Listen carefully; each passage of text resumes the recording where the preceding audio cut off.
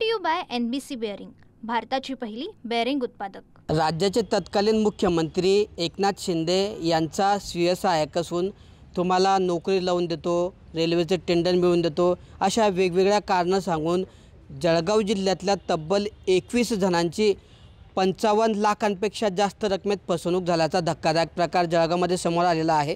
आणि या प्रकरणात नेमकं कशा पद्धतीने फसवणूक झालेली आहे, आपल्यासोबत ज्या लोकांची फसवणूक झाली असे काही उमेदवार तसेच तक्रारदार आहेत, आपण त्यांच्याशी बोलणार आहोत।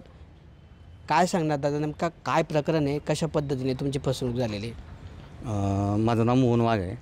इथे जैन नामक म्हणून एक व्यक्ती होता, त्याची माझी ओळख झाली।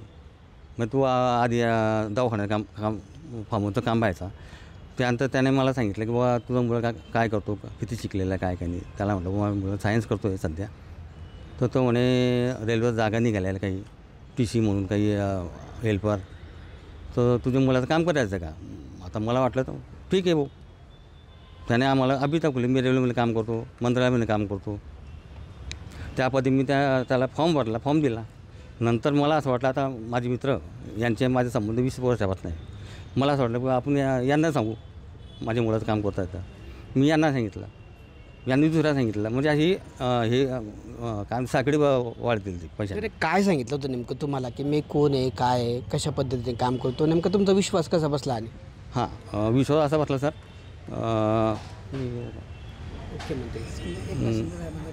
एकनाथ शिंदे साहेब PA आहे, त्यांचं काम बघतो मी।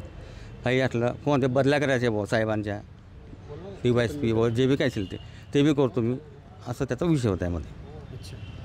तुमच्याकडून किती पैसे, कशा पद्धतीने पैसे दिले तुम्ही त्याला? मी 2 लाख रुपये दिलेले, कसे कॅश दिलेले आहे। मग टप्पेवर दिलेले मी त्याला। हां, तो म्हणे तुझं काम होऊन जाईल, काही टेन्शन काम करू नको तू। ह्या पद्धतीनं आमचं फसवेगिरी झाली याच्यामध्ये एक प्रकारे।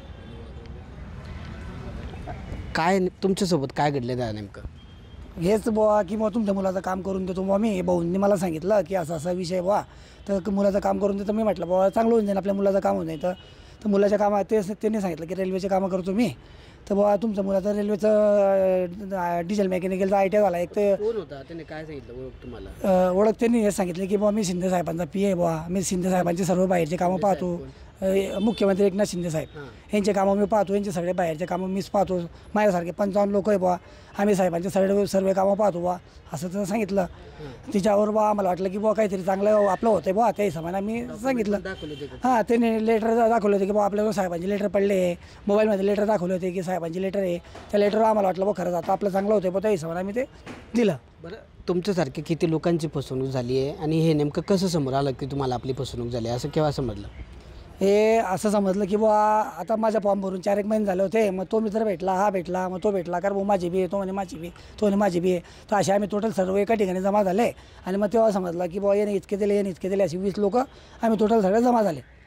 मग कोणी सांगायचे माझे 2 लाख आहे, कोणी सांगायचे 3 लाख आहे। आता काही जण म्हणता की आम्ही ऑनलाईन दिले, काही जण म्हणता की बाकीचे रोख रक्कम दिली, असं आहे। त्याचा नेमकं हे प्रकरण समोर आल्यानंतर तुम्ही कोणाची भेट घेतली, या संदर्भात काय तक्रार दिली? सर्वात पहिले हे जे प्रकरण घडलं त्यावेळेस अक्षय तृतीयाच्या वेळेस त्यांनी सांगितलं होतं की शेवटची तारीख अक्षय तृतीया, मी सर्व लोकांची कामं करून देतो। त्यावेळेस थोडा करंट लागला की हा व्यक्ती फ्रॉड दिसतो। आम्ही एक नवीन मोबाईल घेतला, व्हॉट्सअप कॉल करायचा तो। नंतर मग सगळ्यांची त्याची रेकॉर्डिंग होत नाही व्हॉट्सअप कॉलची। नंतर मग आम्ही मोबाईल लावून सण व्हिडिओ कॉलमध्ये रेकॉर्ड केला, तो काय बोलतो आहे काय नाही। अशा करून आमच्याकडे कमीत कमी त्याच्या 50 ते 60 रेकॉर्डिंग्स आहे। त्याच्यात तो बोलला आहे की मी साहेबांचे हे कामं केले, ते कामं केले। एक वेळ तर बोलला होता की मी साहेबांची मिसेस आहे तिला घेऊन आणि श्रीकांतच्या मुलांना घेऊन दुबईला पण आलो आहे बाबा। हो, तर असं खोटं तो त्यावेळेत आम्हाला वाटतं खरंच बोलतो आहे।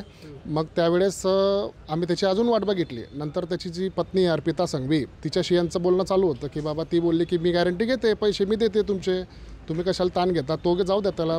त्यांनी माझ्याकडे लावलं आहे, माझ्या त्या नेहरू नगरच्या घराची मुक्तियारपत्र पॉवर ऑफ टर्नी माझ्या नावाची केली आहे, तर ते दिल्यावरती मी तुमचे पैसे देते। पण नंतर तिची भाषा बदलायला लागली। मग नंतर आम्ही सगळ्यांनी भेटून मामांची भेट घेतली, राजू मामांची। राजू मामा बोलले की बाबा आपण एक काम करू, SP साहेबांची भेट घेऊ आणि आर्थिक गुन्हा फसवणूक झाली आहे असं आपण गुन्हा दाखल करून देऊ।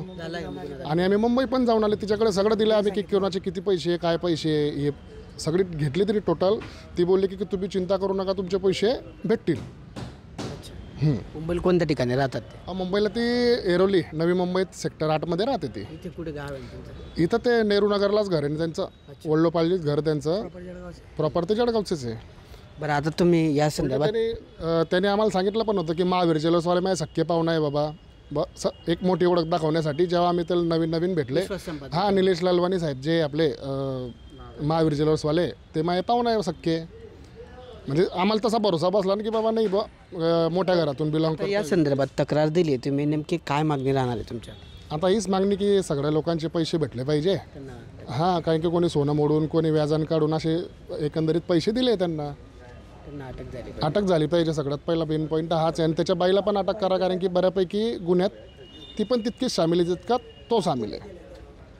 तर अशा पद्धतीने या सर्व लोकांनी कोणी कर्ज काढून कोणी दागिने मोडून आपल्या मुलांना नोकरी लावण्यासाठी त्याच्या संपर्कात आले.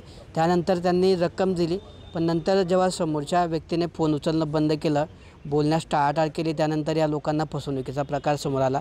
गेल्या वर्षभरात म्हणजे 8 महिन्यांमध्ये जवळपास अशा पद्धतीने 20पेक्षा जास्त लोकांची फसवणूक झाल्याची माहिती आपल्याला तक्रारदारांनी दिली आहे. आणि फसवणुकीची रक्कम जवळपास 55 लाखापेक्षा अधिक असल्याचं सुद्धा या लोकांनी सांगितलं आहे. त्यामुळे त्यांना लवकरात लवकर अटक करून आमचे पैसे आम्हाला परत मिळवून द्या, आम्हाला न्याय मिळवून द्या, अशी मागणी या ठिकाणी या तक्रारदारांनी केली आहे. मात्र सध्या तरी मुख्यमंत्री एकनाथ शिंदे यांचा स्वयंसहाय्यक सांगून जी फसवणूक झाली आहे, या फसवणुकीच्या घटनेने जळगाव जिल्ह्यामध्ये मोठी खळबळ आली आहे.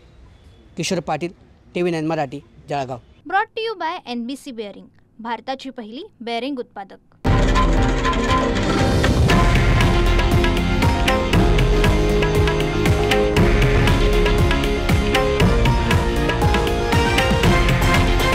हे आहे देशातील नंबर 1 न्यूज नेटवर्क आणि आपण पाहत आहात TV9 मराठी, एकमेव.